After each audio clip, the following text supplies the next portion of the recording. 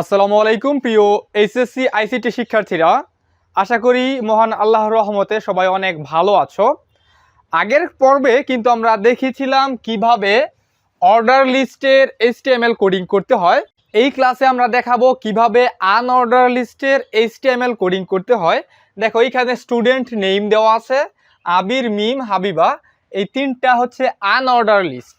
এগুলোর জন্য আমাদের নতুন নতুন যে ট্যাগগুলো লাগবে সেগুলো হচ্ছে ইউ ট্যাগটা আমাদের প্রয়োজন হবে নতুনের মধ্যে একটি, আরেকটি লাগবে ইউএল, আরেকটি লাগবে সেটি হচ্ছে এলআই। এই তিনটা ট্যাগের ব্যবহার করব নতুন। তাহলে শুরু করি।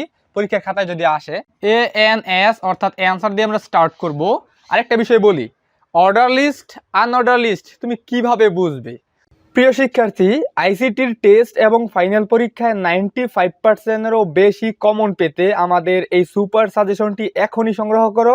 আমার এই হোয়াটসঅ্যাপ নাম্বারটিতে একটি মেসেজ করলেই সাজেশনটি পেয়ে যাবে। যদি যে কোনো নাম বা যে কোনো লিখার পাশে যদি 1 2 ABC অথবা কোনো নাম্বারিং করা থাকে তাহলে সেটা হচ্ছে অর্ডার লিস্ট। আর যদি কোনো নাম্বারিং না থাকে, বিশেষ কোনো চিহ্ন থাকে, সেগুলো হচ্ছে আনঅর্ডার লিস্ট। এটা কোডিং করার জন্য আমরা প্রথমে স্টার্ট করি HTML এর বেসিক ট্যাগ আমরা জানি।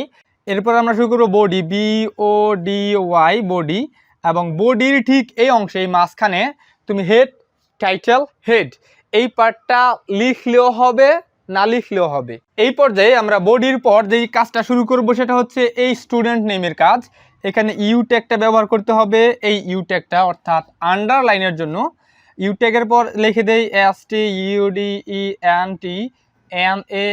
Student name, close U tag.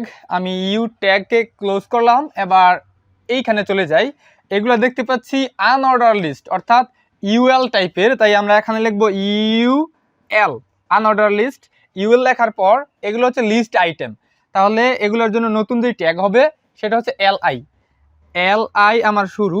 LI শুরু হওয়ার পর আবির নামটা জাস্ট লিখে দিব ABIR। এলআই শুরু করেছি, ক্লোজ করলাম এলআইকে। আবার পরেরটা এলআই শুরু করব, আরেকটা নাম দেখতে পাচ্ছি মিম, MIM মিম, মিমকে ক্লোজ করব। এখানে এলআই শুরু, ক্লোজ এলআই। আরেকটা নাম দেখতে পাচ্ছি সেটা হচ্ছে কি, সেটা হচ্ছে হাবিবা, তাহলে HABIBA হাবিবা। হাবিবাকে ক্লোজ করি, ক্লোজ এলআই। দেখো প্রিয় শিক্ষার্থীরা, ইতিমধ্যেই আমাদের এইটুকু সম্পূর্ণ হয়েছে এলআই পর্যন্ত। এখানে কিন্তু ইউএলটাকে স্টার্ট করেছিলাম, তাই আমি এই পাশে এই ইউএল এটাকে আমি ক্লোজ করব, ক্লোজ ইউএল। ক্লোজ করার পর আমি কি করব, বডিকে ক্লোজ করব, যেহেতু আমার কাজটা শেষ। ক্লোজ করলাম BODY এবং সর্বশেষে ক্লোজ করব HTML। প্রিয় শিক্ষার্থীরা, যদি আমার নিচে জায়গা থাকতো তাহলে লিখতাম, তোমরা নিচে নিচে লিখবে, আর জায়গা না থাকলে অপর পৃষ্ঠায় যেতে পারবে। তো এই ছিল আনঅর্ডার লিস্টের HTML কোডিং। আশা করি বুঝতে পেরেছো, খুবই সহজ, শুধু ইউএল হবে আর অর্ডার লিস্ট এগুলো আগের মতোই। তো এই ছিল আজকের ক্লাস। দেখা হচ্ছে পরবর্তী ক্লাসে। আজ এই পর্যন্তই। আল্লাহ হাফেজ।